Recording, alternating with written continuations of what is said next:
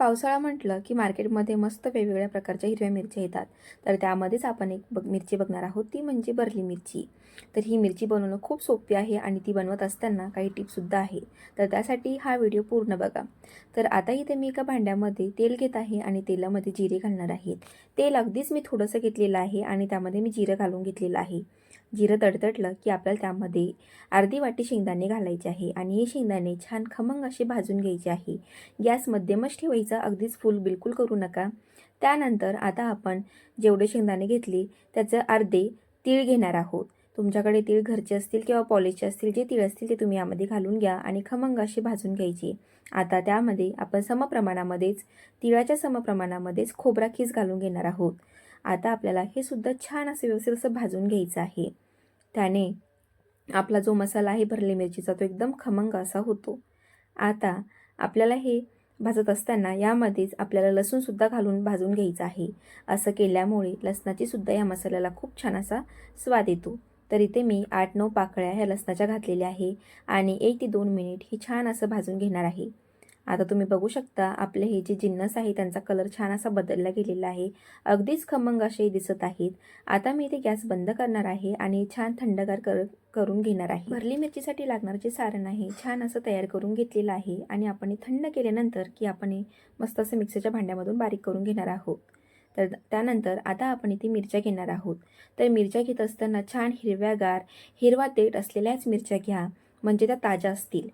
आता याला आपल्याला छान चाकूच्या सहाय्याने देठापासून टोकापर्यंत असा छान असा कट मारून घ्यायचा आहे, जेणेकरून आपला जो मसाला आहे तो यामध्ये व्यवस्थित असा भरला जाईल.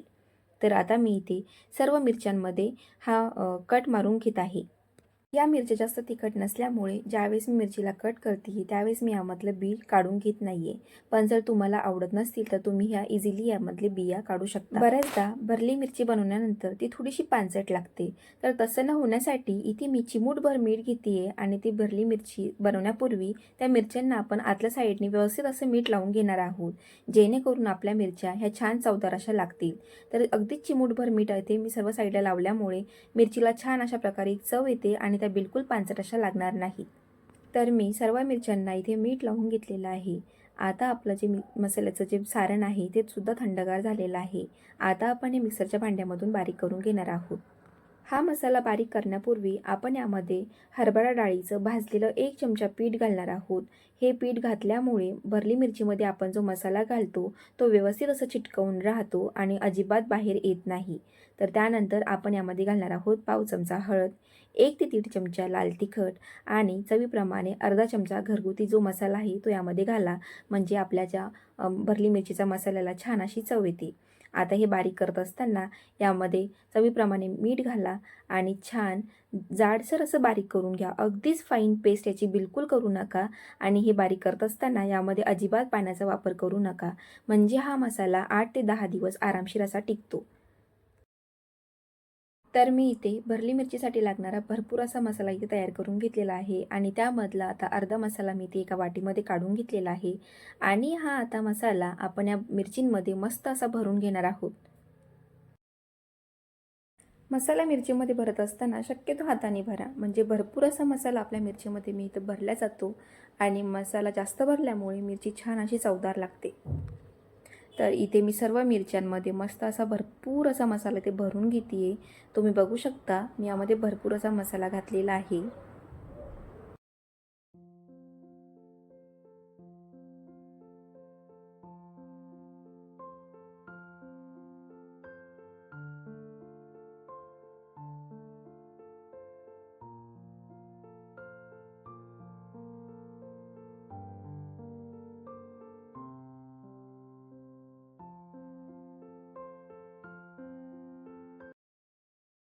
तर आता ह्या भरल्या मिरच्या आपल्याला खूप कमी तेल घेऊन या मस्त अशा तळून घ्यायच्या आहे.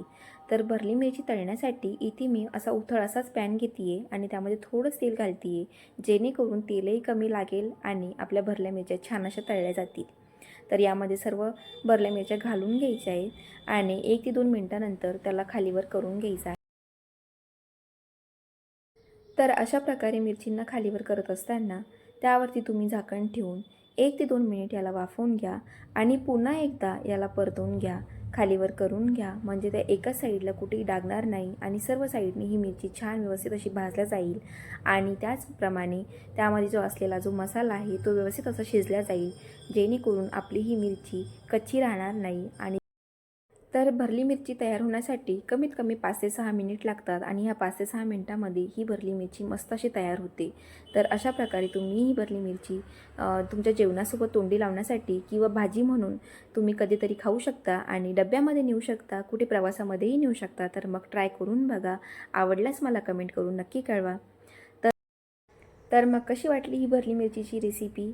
आवडली असेलच तर प्लीज माझ्या चॅनलला लाईक, शेअर आणि सबस्क्राईब करायला अजिबात विसरू नका.